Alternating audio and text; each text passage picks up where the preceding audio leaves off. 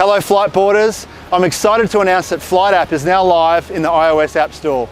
FlitApp's a great companion for your Fliteboard, allowing you to upgrade your Fliteboard eFoil and flight controller to the latest software, which is version 2. Perform wireless updates as we release new features and improvements into the future. Replay your rides with FlitTrack, track motor hours and distances, and send detailed diagnostic information to Fliteboard to help us provide better support and service. To get started, search for Fliteboard in the iOS App Store and download to your iOS device. An Android version will be available at a later date. Before you use FlitApp for the first time, make sure the phone, Fliteboard battery and flight controller have all got at least 20% charge. Prepare your Fliteboard for its first update by ensuring that it's assembled and powered on. Make sure the lid of the Fliteboard remains closed, and this is really important. Ensure flight controller is turned off, as the app can only connect to one device at a time. The receiver light should be flashing blue, looking for a connection.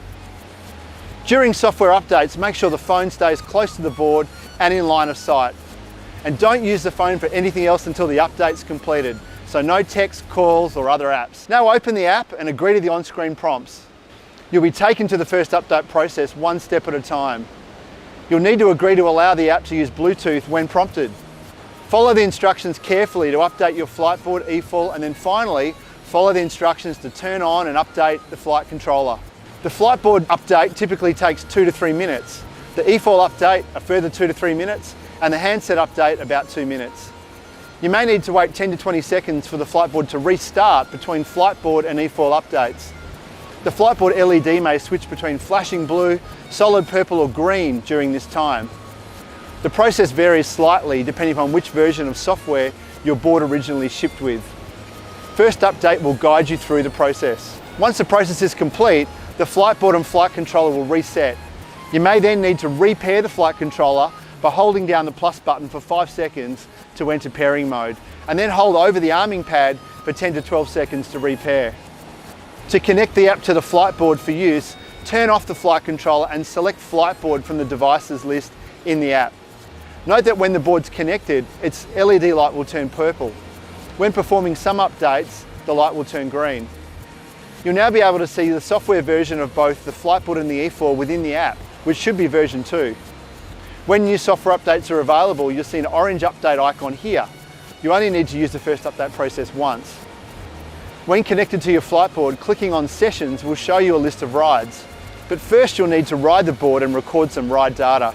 Clicking on the share icon in the top right corner of the screen will send diagnostic information to Fliteboard support. This is if you ever experience issues with your board. Once your board has recorded some ride data, clicking on a session will replay your ride with FlitTrack. FlitTrack shows a ride replay including distance, speed and maximum speed, and you can also review roll and pitch data, power, battery capacity and temperature while you replay your ride.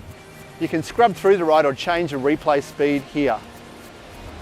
Clicking the share icon in the top right corner of a FlitTrack screen will allow you to share an image of your ride with friends.